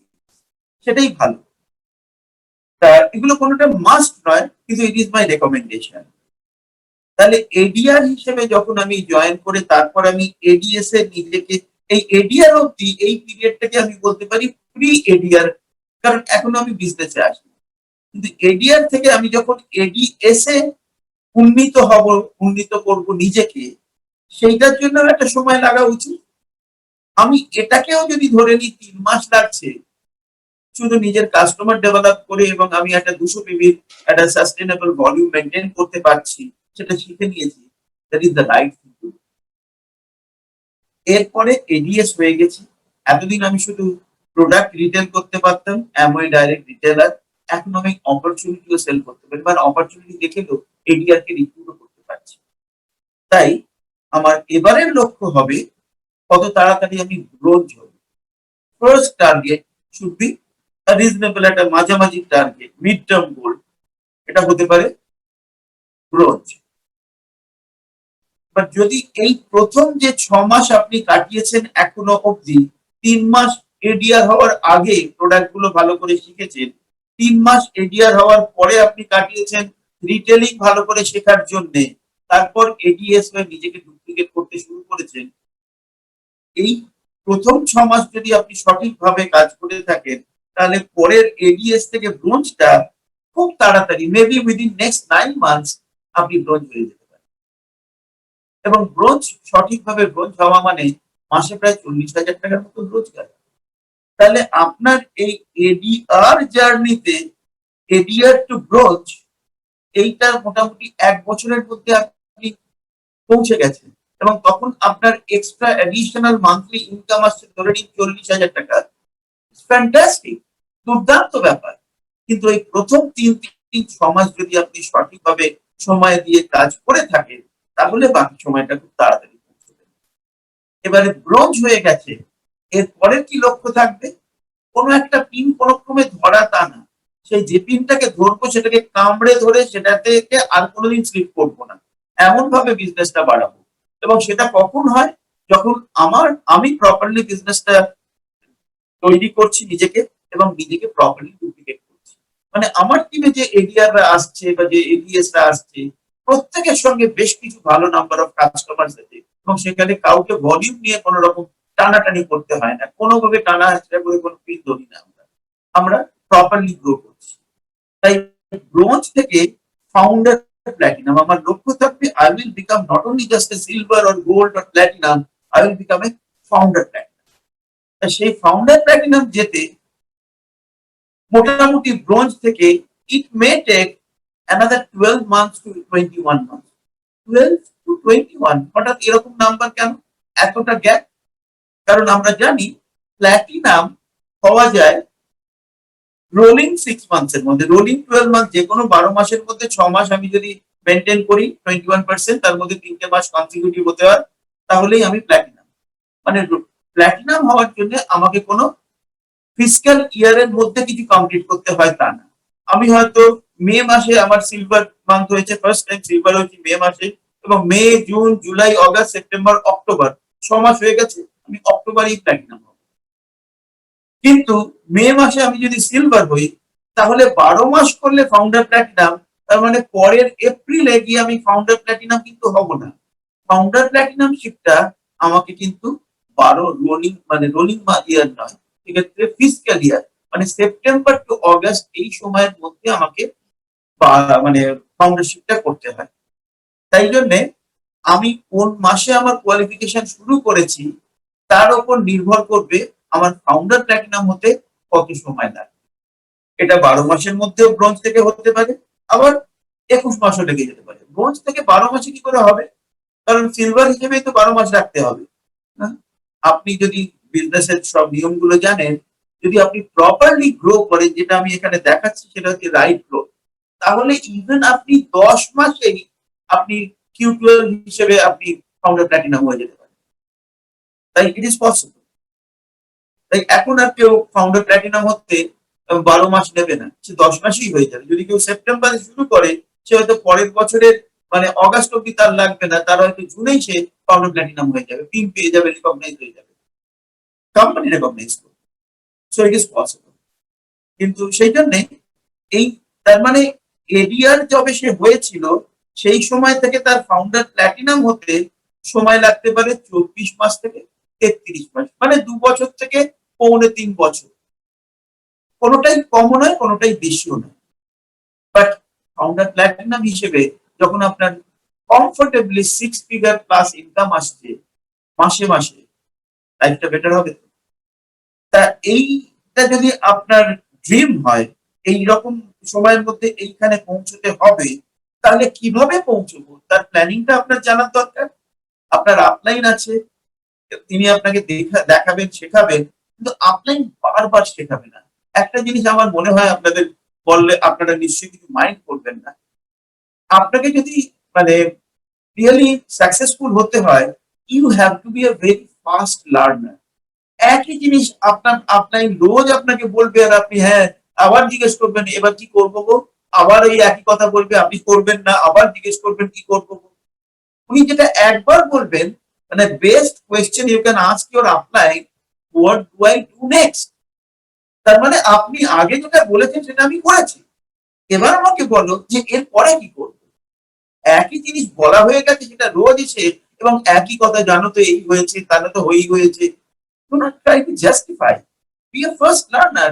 জীবনে কিন্তু আমাকে যদি কোথাও পৌঁছতে হয়, আমাকে খুব তাড়াতাড়ি শিখতে হবে, নাহলে কিন্তু কেউ ফিরেও তাকাবে না। এই বিজনেসে আমাকে কেউ মানে করতে পারবে না, ফায়ার করতে পারবে না, কারণ আমাকে কেউ হায়ার করেনি। কিন্তু আমি নিজেই নিজেকে ফায়ার করে ফেলতে পারি। মানে আমি কোথায় একটা পড়ে আছি, অন্য সবাই এগিয়ে যাচ্ছে, আমি যদি না এগোই তাহলে তো আমি পিছিয়ে পড়ছি, তাই না? তাই আমাকে ফার্স্ট শিখতে হবে। তাই এইটা যেগুলো শুনছেন আজকে, ডেফিনেটলি আপনাই চেক করবেন। একবার যখন শিখে নেবেন, মনের মধ্যে গেঁথে নেবেন। ওকে, তা এবার আপনার যদি ভালোভাবে ব্রোঞ্জ এবং ফাউন্ডার প্ল্যাটিনাম যাওয়াটা এইরকম সময়ের মধ্যে আপনার লক্ষ্য হয়, তার জন্য আপনার প্ল্যানিং কি হওয়া উচিত? আপনি এডিআর থেকে 3 মাসে এডিআর যে হয়েছে তখন আপনি already good user of product. প্রথম 3 মাস আপনি শুধু পিসি রিক্রুট করেছেন এবং আপনি নিজে মোটামুটি একটা 200 পিপি লেভেলে পৌঁছেছেন। এরপরে আপনি আপনার স্ট্রাকচার বানাচ্ছেন, কারণ আপনার ফার্স্ট লক্ষ্য হচ্ছে ব্রোঞ্জ হওয়া, এবং ব্রোঞ্জ হতে গেলে 3টে ভালো সেলস টিম লাগে, কিন্তু আপনি নিশ্চয়ই একটা স্টেপ নিয়েও রাখবেন, তাই 4টে সেলস টিম নিয়ে যাওয়াটা হচ্ছে বেটার। তাই 4টে solid growing sales team develop করা হচ্ছে আপনার গোল। তাই এইরকম আপনার যদি একটা স্ট্রাকচার আপনি ভাবতে পারেন যে আপনি প্রথম 3 মাস কোনো সেলস টিম স্পন্সর করেননি, মানে কোনো এডিআর স্পন্সর করেননি, আপনি নিজের ওপরে কাজ করেছেন, কিন্তু 4th, 5th, 6th, 7th 4 মাসে আপনি 4টে সেলস টিম স্টার্ট করেছেন, এবং এইবারে এই 4টে সেলস টিমের মাধ্যমে আপনি নিজেকে ডুপ্লিকেট করাচ্ছেন। এইটা যদি ঠিকভাবে করাতে পারেন তাহলে 7 মাসের হিসেবটা আপনি ডান দিকে দেখতে পাচ্ছেন। আপনারা একটু আপনাদের দেখে সাহায্য করি। এইখানে দেখুন 7 মাসের একটা হিসেব আপনার ইনকাম, এবং এই 7 মাসে আপনার প্রথম 1 থেকে 7 মাসে আপনার ভলিউম কত হয়েছে দেখুন। প্রথম মাসে 100, তারপর 150, তারপর 200। এই 3 মাসে শুধু আপনার সঙ্গে পিসি ছিল, কোনো এডিআর বা এডিএস ছিল না। এবার আপনি নিজেকে এডিআর করেছেন, তারপরে 4 মাসে আপনি 4টে সেলস টিম স্টার্ট করেছেন, 1টা, 2টো, 3টে, এবং 7th মান্থে 4 নম্বরটা স্টার্ট করেছেন, এবং আপনি এই জায়গায় পৌঁছে এরকম একটা ইনকাম করছেন। এবার এই 4টে সেলস টিমের মাধ্যমে আপনি নিজেকে ডুপ্লিকেশনটা চালিয়ে যাচ্ছেন। ডুপ্লিকেশন মানে আপনি নিজে 200 পিবি করছেন, সেটা তারাও আস্তে আস্তে করছে। আপনি 4টে সেলস টিম ডেভেলপ করছেন, তারাও সেটা করছে। এটাই ডুপ্লিকেশন। আপনি যা শিখছেন তারাও সেটা শিখছে, তাই সেটা করছে। এইটা যদি করতে পারেন তাহলে কি হবে? মোটামুটি 12 মাসের মাথায় you will become a brand new bronze, এবং আপনার মোটামুটি 12 মাসে 4,900 পিপি লেভেলে পৌঁছে গেছেন, এবং 12 মাসের আপনার ইনকাম 40,000 হয়ে গেছে। ইটস এ ফ্যান্টাস্টিক থিং, তাই না? এবং এইটা যদি আপনি হতে পারেন, ইটস ইউর ফার্স্ট, মানে শর্ট টার্ম ড্রিম আপনার ফুলফিল হলো। এটা হয়তো অনেকের কাছে মিড টার্ম ড্রিমও হতে পারে, কারণ 40,000টা কম টাকা নয়। If it is coming as an extra income.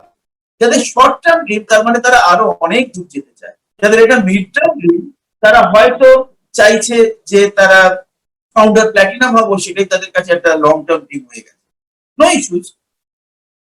এবারে যদি আপনার আরেকটু বড় ড্রিম থাকে যে না, founder platinum is not my final destination, আপনার আরো বড় ড্রিম আছে, আপনি ফাউন্ডার এমারাল্ড হতে চান, ফাউন্ডার ডায়মন্ড হতে চান, বা আরো বড় কিছু হতে চান, তাহলে আপনার গোলটাকে আরেকটু চেঞ্জ করা উচিত।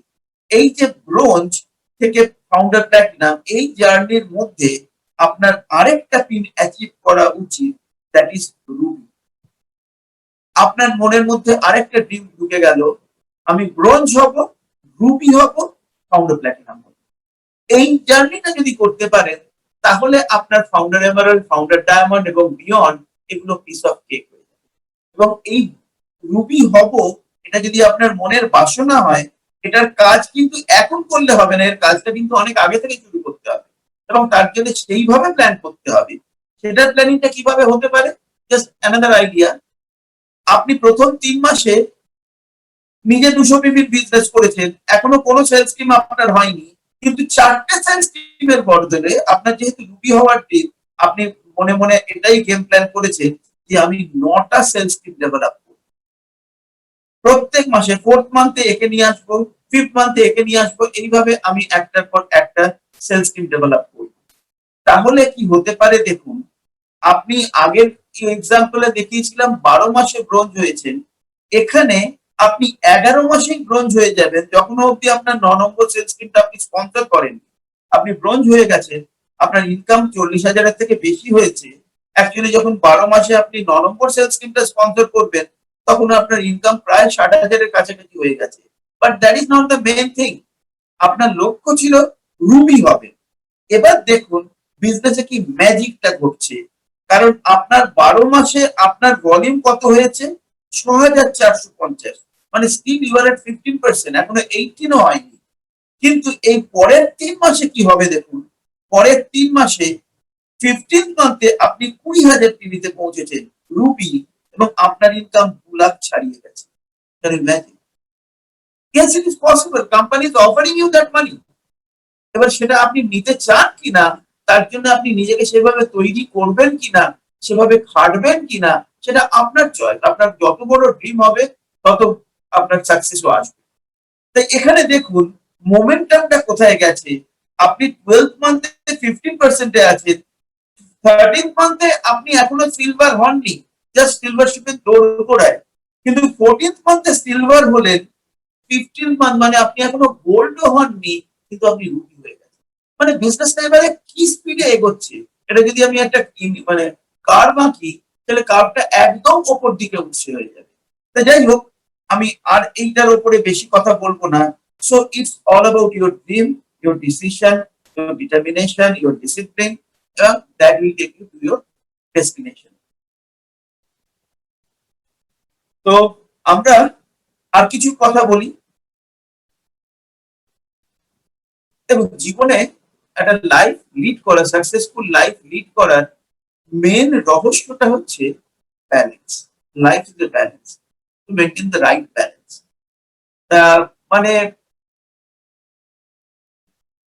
এই ব্যবসাতেও কিন্তু সেই একই গল্প, ব্যালেন্সটা আমাদের মেনটেন করতে হবে। ধরুন একটা উদাহরণ দিই। ধরুন আপনি ভাত খেতে বসেছেন, থালায় আপনি যতটা পরিমাণ ভাত খান ততটা পরিমাণ ভাত দেওয়া হয়েছে, এবং তার সঙ্গে বিভিন্ন রকমের পদ আছে। হয়তো একটু তেতো আছে, ডাল আছে, কিছু ভাজা আছে, হয়তো মাছ আছে, আরো তরকারি আছে, নানা রকম আছে। আপনি সবগুলো দিয়ে ওই অতটা ভাত খাবেন, কিন্তু আপনার অলরেডি একটা প্ল্যানিং আছে, আমি এইটুকু ভাত দিয়ে প্রথমে তেতোটা খাবো, তারপর এইটুকু ভাত দিয়ে আমি ডালটা মাখবো, তার সঙ্গে ভাজাগুলো খাবো, তারপর এইটুকুনি ভাত দিয়ে আমি তরকারিটা খাবো, এইটুকুনি ভাত দিয়ে আমি মাছটা খাবো।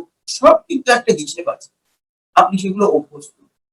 লাইফের সব কাজেই সেরকম একটা হিসেব তৈরি করতে হবে। একটা, আপনি এই বিজনেসটা করছেন এবং বিজনেসে আপনি 100% দেবেন, মানে 100% শিখবেন, মানে যে কোনো ব্যাপারেই আপনি কিন্তু 100% দেবেন। শেখার ব্যাপারে 100%, কাজ করার ব্যাপারে 100%। এবার সেগুলো কোন দিকে কতটা প্রায়োরিটি দেবো, সেটার প্রপার ব্যালেন্স করতে হবে। কোথা থেকে কতটা শিখবো, সেটার রাইট ব্যালেন্স করতে হয়। তা আমি জাস্ট একটা উদাহরণ হিসেবে আমার হঠাৎ আজকে মাথায় আইডিয়াটা এলো, সেটাই একটু মানে পিকচরিয়ালি আপনাদের দেখাবার চেষ্টা করছি। Amway business journey. এই অ্যামওয়ে বিজনেস জার্নিতে আপনি যে 100% দেবেন, আপনি কোথা থেকে শিখবেন। প্রথম কাজটা তো শেখা। আমাদের বহুকালের পুরোনো একটা ক্যাসেট ছিল, পরে সিডি হয়েছে, এখন স্ট্রিমিং এও আছে, শেখো করো শেখাও। তাই প্রথম কাজটা হচ্ছে শেখা। কোথেকে শিখবেন? শেখার 3টে সোর্স আছে। একটা হচ্ছে অ্যামওয়ে, একটা হচ্ছে ব্রিট ওয়ার্ল্ড ওয়াইড এডুকেশন সিস্টেম, আর একটা হচ্ছে আপনার আপলাইন। এই 3টের থেকেই আপনি শিখবেন। কোনখান থেকে কতটা শিখবেন এটা ডিপেন্ড করে আপনি বিজনেসে কোন লেভেলে আছেন তার উপর। যখন আপনি শুরু করছেন, একদম শুরু, তাহলে তখন আপনাকে কি শিখতে হবে? প্রোডাক্ট নিয়ে বেশি শিখতে হবে। প্রোডাক্ট গুলো শিখতে হবে, প্রোডাক্ট গুলোর বেনিফিটস, তার সব কিছু আপনাকে জানতে হবে। প্রোডাক্টের ব্যাপারে আপনাকে থরো নলেজ ডেভেলপ করতে হবে। সেগুলো কি করে ডিটেল করতে হয় সেগুলোর ব্যাপারে আপনাকে নলেজ ডেভেলপ করতে হবে। তাই প্রথমে যখন আপনি এডিআর থেকে এডিএস এ কনভার্ট হতে চাইছেন, এডিএস এ কখন কনভার্ট হবে? যখন আপনি বেশ কিছু কাস্টমার মেনটেন করতে পারছেন, মানে প্রোডাক্ট নলেজ হয়েছে, সেলিং স্কিল হয়েছে, এগুলো মেনটেন করতে পারছেন, সেখানে আপনার ম্যাক্সিমাম লার্নিংটা আসবে ফ্রম অ্যামওয়ে। 60%। আপনি আপলাইনের থেকে কিন্তু সারাক্ষণই শিখছেন 30%, আর বাকি 10% আপনার আপলাইন ব্রিট ওয়ার্ল্ড ওয়াইড এর সঙ্গেও আপনার পরিচয় করে দিচ্ছে। হয়তো আপনাকে একটা র্যালি সিডি শুনতে দিল, হয়তো আপনি যে প্রফেশনে আছেন সেই প্রফেশনের কারোর একটা কোনো স্টিলিং দিল, হয়তো একটা বই একটু আপনাকে মানে ধারে দিল যে এটা তুমি একটু পড়ো, দেখবে ভালো লাগবে। আপনাকে ব্রিট সিস্টেমের সঙ্গে পরিচিত করছে। আপলাইন কিন্তু সব জিনিসটা সুন্দরভাবে মেনটেন করছে। মানে মাথার ওপর, মানে আপলাইন কিন্তু ওই আপনাকে ঠিক পেন্ডুলামের মতন ঠিকভাবে নাড়াবে, নিয়ে যাবে।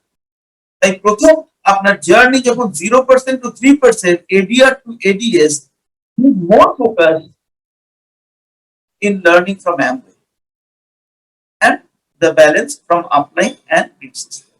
এর পরের জার্নিটা ধরুন 3% to 6%, এবার আপনি ADS হয়ে গেছেন। Amway থেকে যা যা শিখেছেন এতদিনে খানিকটা তো সেটা আপনার মধ্যে রিটেন হচ্ছে, আরো কিছু শিখতে হবে। তাই আপনার Amway শিক্ষাটা একটু কমেছে, এখন 50% টাইম আপনি Amway থেকে শেখেন, 20% আপনি বিগ ওয়ার্ল্ড ওয়াইড থেকে শেখেন, এবং আপনার জন্য 30% তো আছে, রোজই তার সঙ্গে কথা বলছেন এবং শিখছেন, কাউন্সেলিং করছেন এবং শিখছেন। এরপরে আপনার লক্ষ্য হচ্ছে 6 থেকে 9% যাবেন, BFI হবে। ততদিনে আপনার বিড সিস্টেম Amway থেকে ভাবটা একটু কমছে, মানে Amway এর দরকার নেই তা না, Amway থেকে যে জিনিসগুলো শিখেছেন সেগুলো তো আপনার ভেতরে রয়েছে, নতুন করে আরো কিছু শিখছেন, তাই ওটা একটু কমছে, বিড সিস্টেম বাড়ছে, কারণ আপনার তো টোটালটা 100%। এরপর যখন BFI থেকে ব্রোঞ্জ হবেন, BBI বা ব্রোঞ্জ হবেন, তখন Amway শিক্ষা 30%, বিড সিস্টেমের শিক্ষা 40%, আপনার কিন্তু 30% সেই একই জায়গায় আছে। এবার যখন ব্রোঞ্জ থেকে আপনি রুবি যেতে যাচ্ছেন, Amway শিক্ষা 20% হলেও হবে, বিড সিস্টেমের শিক্ষা 50% দরকার, আপনার রিমেইনিং কনস্ট্যান্ট। এরপরে আপনার রুবি থেকে ফাউন্ডার প্ল্যাটিনাম বা ফাউন্ডার এমারেল্ড বা ফাউন্ডার ডায়মন্ড যেখানেই যাবেন, Amway একটা পার্সেন্টেজ থাকবে, 10% learning from Amway, but 60% learning from Britt. কারণ Britt worldwide education system, আপনি যত উপরের দিকে উঠবেন তত আপনার লিডারশিপ স্ট্রং হবে, আপনার ম্যাচুরিটি, আপনার ব্যালেন্স সবকিছু। সেইখানে ব্রিড সিস্টেমে অজস্র লিডার আছে ফ্রম ডিফারেন্ট ব্যাকগ্রাউন্ড, তাদের কাছ থেকে যেসব বইগুলো আছে এবং সেই ওয়াইজ লোকেদের যে মানে এডুকেশনটা, যে উইজডম যেটা আছে, সেটা আপনি ব্রিড সিস্টেমের মহাসাগর থেকে আপনি আরোহণ করবেন। এবং আপলাইন আপনার মেন্টর, আপলাইন আপনার কোচ, তিনি আপনাকে সঠিক পথের দিশা দেবেন। কিন্তু একটা জিনিস হচ্ছে যে রোজ আপলাইনকে জিজ্ঞেস করবেন না এটা কি করে করবো বলতে, যেটা তিনি একবার শিখিয়ে দিয়েছেন সেটা আপনি করে ফেলবেন। You have to learn how to figure out things, সেইটা যদি যে তাড়াতাড়ি শেখে সে তাড়াতাড়ি করবে। নেক্সট যেটা বলবো সেটা হচ্ছে একটা অসাধারণ একটা স্টেটমেন্ট, এখন যে সময় এখন আমরা আছি, this is not the time to dual in your limitations. আমাদের প্রত্যেকের কিছু লিমিটেশনস আছে, এবার সেটাকে ভেঙে বেরিয়ে আসতে হবে, এটা কিন্তু ভেতরে আমার ইচ্ছের উপরে নির্ভর করে। আমি এটা পারি না, এটা আর মুখ থেকে বলবো না, মনে বিশ্বাস করবো না, যেটা পারি না সেটা শিখে নেবো। This is not the time to dwell in your limitations. This is the time to stretch your imagination, expand your horizons, and get down to the business of the rest of your life. That's that helps leader একটা অসাধারণ statement, এটা জীবনের একদম মনে গেঁথে নিন। নিজের ইমাজিনেশনটাকে কাজে লাগান। আপনি কিন্তু সবসময় আপলাইন করে দেবে, ইয়েস শুরুতে আপলাইন বলবে, আপনি সেটাই ফলো করুন, কারণ এখনো আপনার সেই ম্যাচুরিটি আসেনি। কিন্তু যত আপনি বিজনেসে সময় যাচ্ছে, you must develop some maturity, আপনার ইমাজিনেশনটাকে কাজে লাগান এবং সেটা আপনাকে চেক করুন। আমার মনে হচ্ছে এরকম একটা হলে খুব ভালো হয়, তুমি কি বলো, এটা কি আমার করা উচিত? Always check, but use your brain. আমরা 98-এ যখন বিজনেসটা জয়েন করলাম, তার পরের বছর 99 ছিল অ্যামওয়ে গ্লোবালের 40th ইয়ার, A40। কিন্তু A40 অ্যামওয়ে গ্লোবালি কোনো সেলিব্রেশন করেনি, তার আগে A30ও করেনি, A20ও করেনি, A10ও করেনি, ওগুলো কোনোদিনই হয়নি। ফার্স্ট ওরা বড় সেলিব্রেশন করেছিল A50, যেটা হয়েছিল 2009 সালে। মানে এই সেলিব্রেশন A50 মানে সারা পৃথিবীর যত অ্যামওয়ে ডায়মন্ডস আছে তারা সবাইকে নিয়ে যায় আমেরিকাতে, এবং সেটাও লাস ভেগাসে হয়েছিল A50টা। সেখানে সারা পৃথিবীর সব ডায়মন্ডস গেছিল, ভারত থেকেও বেশ কিছু ডায়মন্ডস গেছিল, এবং আমাদের এলওএস থেকে, এই এডিএসডি এলওএস থেকে একটি ডায়মন্ডই গেছিলেন, কিরিটি এবং শাশ্বতী দাশগুপ্ত। এবং তারা এই টিমের মধ্যে ওই একজন কেউ, যেটা আমরা গল্প শুনি না যে আগে কেউ বিশ্বাসই করতো না যে 100 মিটার স্প্রিন্ট কেউ 10 সেকেন্ডের কমে করতে পারে, বিশ্বাসই করতো না। তাই হতোও না। কিন্তু একজন কেউ বিশ্বাস করেছিল যে না, এটা করা যায় এবং আমি করব, এবং প্রচুর চেষ্টা করার পরে যে বছর এই 10 সেকেন্ডের নিচে মানে 100 মিটার স্প্রিন্ট করার রেকর্ডটা ফার্স্ট ব্রেক হলো, সেই বছরই আরো 8 জন না 9 জন 100 মিটার 10 সেকেন্ডের কমে করলো। তার মানে তাদের সেই বিশ্বাসটা হচ্ছিল না এটা হয়, সেই বিশ্বাসটা এনে দিল এটা হয়। এবার সেই বিশ্বাসে বলিয়ান হয়ে বাকিরাও করে দেখিয়ে দিল হ্যাঁ সত্যি হয়। তো Kiriti Saraswati took the initiative, যেটার মাধ্যমে আমাদের এই এলওএসে সে বিশ্বাসটা এসেছিল যে না, এখান থেকেও ডায়মন্ড যাওয়া যায়। তাই A50 যখন এই টিম থেকে মাত্র একটি ডায়মন্ড কোয়ালিফাই করে গেছিলেন আমেরিকাতে, সেখানে A60 যেটা কিনা গত বছর হয়েছে গ্লোবাল ডায়মন্ড সেমিনার, সেখানে ভারতবর্ষ থেকে highest number of new diamonds highest number, total diamonds highest number না, নিউ ডায়মন্ডস হাইয়েস্ট নাম্বার, এবং টোটাল ডায়মন্ডস বেশ অনেক কিছু, বেশ অনেক। এবং সেখানে হাইয়েস্ট নাম্বার অফ ডায়মন্ডস গেছিল আপনাদের এই এলওএস। কিন্তু A60 1 বছর আগে হয়ে গেছে, সেটার কথা ভেবে আমাদের আজকে মানে জানো কিরকম খেয়েছিলাম, এখনো হাত দিয়ে বন্ধ বেরোচ্ছে ওটা ভেবে। A60 গন, বাট A70 আসছে, এবং A70 ভিশন যদি এখন থেকে আমরা না নিই, A70 আর 9 বছর বাকি আছে। তাই ভিশনটা এখন থেকে নিতেই হবে। ইট ইজ অলরেডি 1 ইয়ার গন। তা এখনো যে বিজনেসে জয়েন করেনি, সেও কিন্তু A70 তে ডায়মন্ড হয়ে যেতে পারে যদি সে সেই ভিশনটা আজকে নেয়। A70 ভিশন এমন যেটা বলছে, ভিশন অফ এখন নতুন যে টেকনিক, যে আইডিয়া, যে জিনিসগুলো খুব বিজনেসে গ্রোথ আনছে, সেটার মধ্যে একটা হচ্ছে সোশ্যাল কমার্স। অনেকে সোশ্যাল কমার্সে খুব পটু, অনেকে সেটা আসে না, কিন্তু আমাকে আসে না বলে মেনে নিলে হবে না। Don't dual in your limitations. তাই সোশ্যাল কমার্সে আমাকে পটু হতে হবে, কারণ that is the in thing now. And digital transformation, এখন যেটা আমরা করছি ইট ইজ ডিজিটাল। তাই এমন business can be build 100% digital. খুব কম বিজনেস আছে যেটা 100% ডিজিটালি করা যায়। এখন বিজনেসটা 100% ডিজিটালি করা যায়। এখন ট্রুলি এটা একটা হোম বেসড বিজনেস অপরচুনিটি হয়ে গেছে। তাই এই দুটোর ব্যাপারে আমাকে খুব তাড়াতাড়ি পটু হয়ে যেতে হবে। এটা পারি না আর আমরা এই কথাটা মুখ দিয়ে বলবো না। Social commerce, yes it's a done thing. Digital transformation, digital adoption, it's a done thing. সব আমি শিখে নেবো। কিভাবে এই যে প্রেজেন্টেশনটা করছি, আমি কোনোদিন জীবনে প্রেজেন্টেশন বানিয়েছি? এটা খুব একটা ভালো কিছু হয়নি, কিন্তু বাট আই ক্যান কমিউনিকেট, কাজটা হচ্ছে। তো যেটা আমাদের জ্ঞানছি, যিনি আমাদের এই এশিয়া এবং চায়নার মানে অ্যামওয়ের হেড, তিনি কি বলছেন? তিনি বলছেন এই বিজনেস সাকসেসফুল হতে গেলে 3টে পি লাগে। একটা হচ্ছে একটা স্মার্টফোন। আপনাদের প্রত্যেকে কিন্তু স্মার্টফোন আছে, তাই না? আপনার প্রাইমারি রিকোয়ারমেন্ট হচ্ছে একটা smartphone. You have to use it smartly. Second যেটা দরকার, সেটা হচ্ছে পিপল। ভারতবর্ষের সব থেকে বড় সমস্যা হচ্ছে প্রচুর জনসংখ্যা, তাই না? কিন্তু ওটাই আমাদের সব থেকে বড় আশীর্বাদ এই বিজনেসটা করার। এবং আমাদের চারদিকে প্রচুর মানুষ আছে, চিনি চিনি না, তাদের সঙ্গে চিনে নেবো। স্ট্রেঞ্জার মিট করে এখন চিনতে পারছি না, এই সোশ্যাল মার্কেটিং এর, সোশ্যাল কমার্সের মাধ্যমে চিনে নেবো। আর আমাদের চেনা লোকের সংখ্যা তো নেহাত কম নয়। ডায়মন্ড হতে গেলে মাত্র আপনার 6টা লোক লাগে, ঠিক ঠিক। তা আমাদের তো মানে 500-600 লোককে তো চিনি, তাই না? কারণ বিয়ের সময় তো নেমন্তন্ন করি যখন, তখন তো 600-800-1000 লোক খেয়ে যায়। তাই লোকের কোনো অভাব নেই। তাই প্রথম পিটা হচ্ছে phone. You have to learn how to use your phone smartly. Second হচ্ছে পিপল, এন্ড থার্ড হচ্ছে you have to have a passion. Passion না থাকলে কিন্তু কোনো জিনিসে সাকসেস আসবে না। তাই অনেকে, যদি আপনার মনে হয় যে আপনার জীবনটা এখন যেভাবে চলছে সেটা আপনাকে কষ্ট দিচ্ছে, পীড়া দিচ্ছে, ভালো লাগছে না, you want to have a better life, আপনার যদি কোনো স্বপ্নের লাইফের জন্য আপনি সত্যি ভেতর থেকে ছটফট করছেন হয়, তাহলে সেইখানে পৌঁছানোর জন্য সেই প্যাশনটা ডেভেলপ করুন।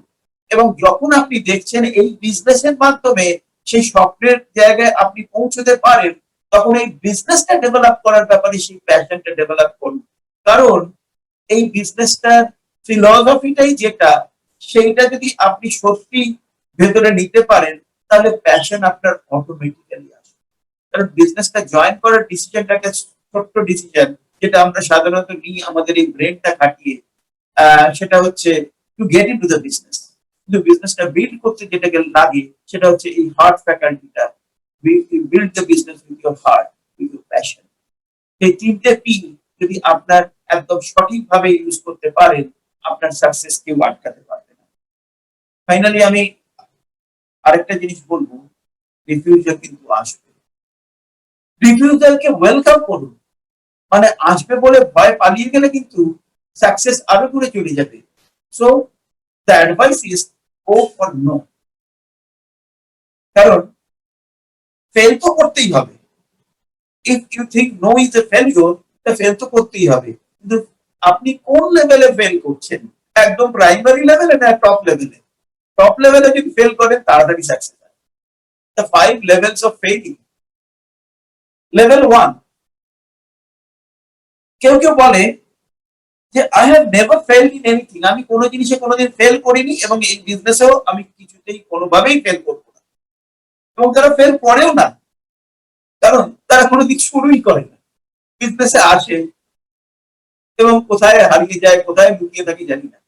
আপনাদের টিমেও নিশ্চয়ই এরকম লোক অনেকে আছেন।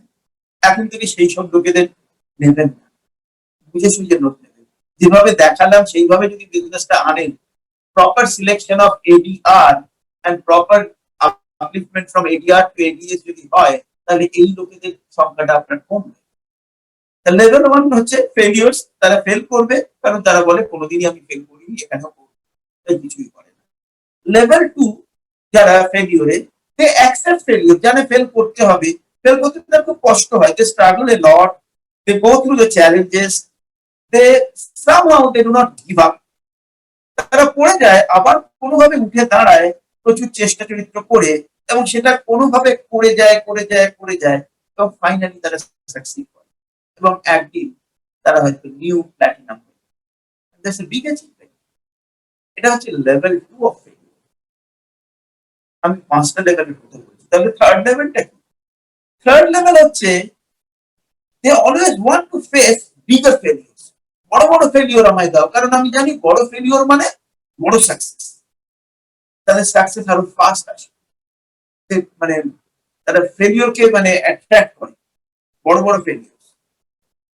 ফোর্থ লেভেল, সেটা হচ্ছে they want to fail bigger and faster. Bigger and faster, বড় বড় ফেলিওর এবং আরো ফাস্ট। মানে they double their failure rate, triple their failure rate, and they become diamonds and above.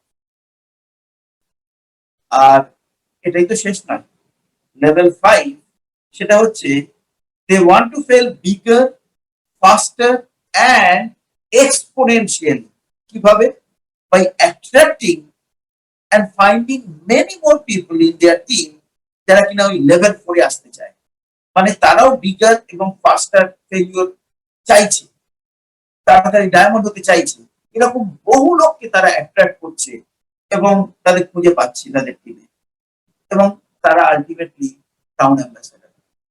So the theme is go for no, 5 levels of failing.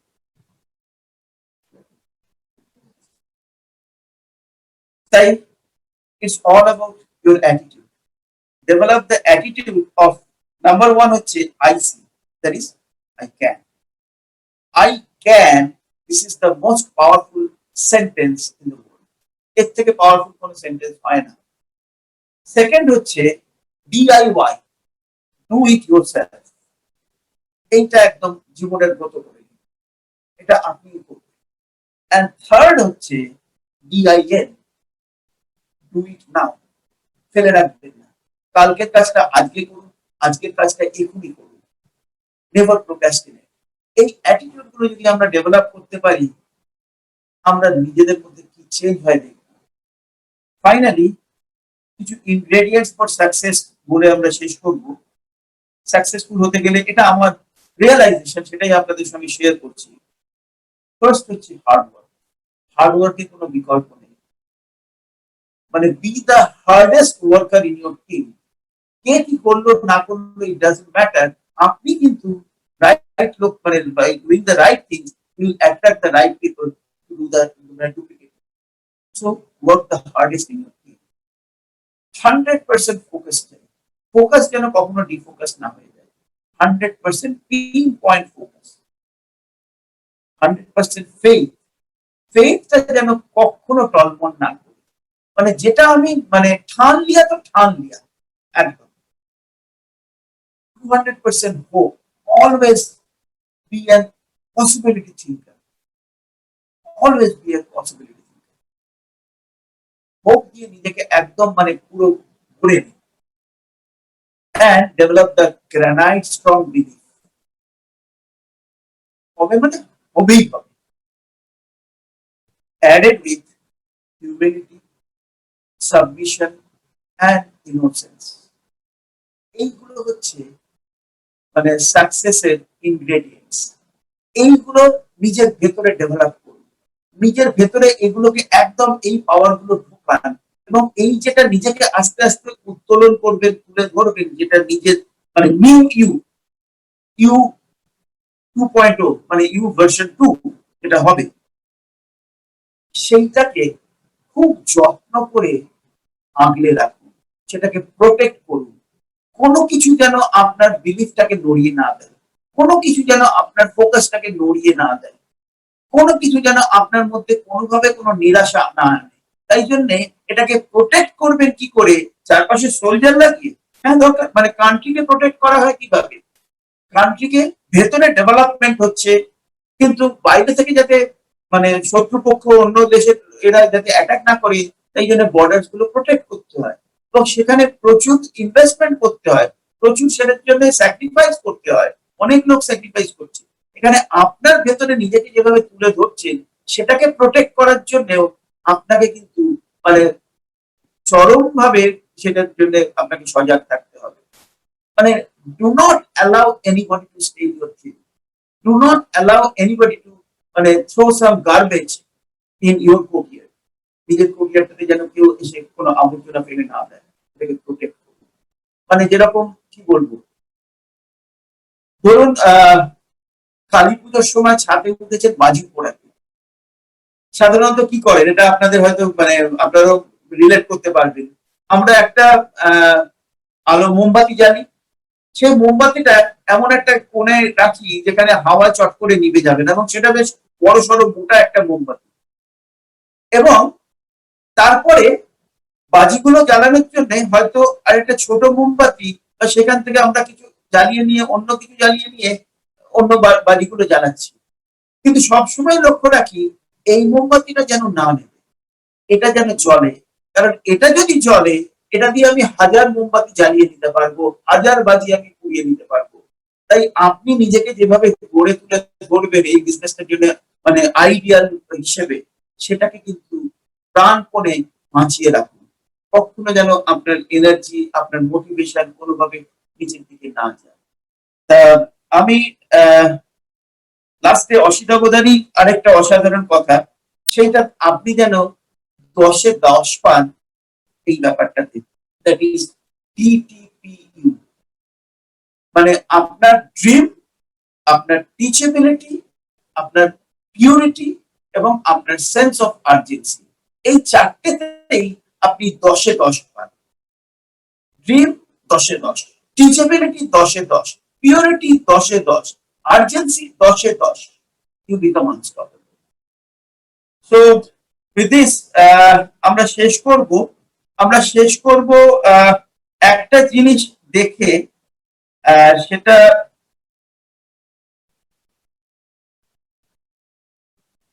আমরা একটা ছোট্ট video দেখি। অনেকক্ষণ আমার কথা শুনলেন, একটা ভিডিও দেখবেন, ভালো লাগবে। সম্পূর্ণ এই বার্তা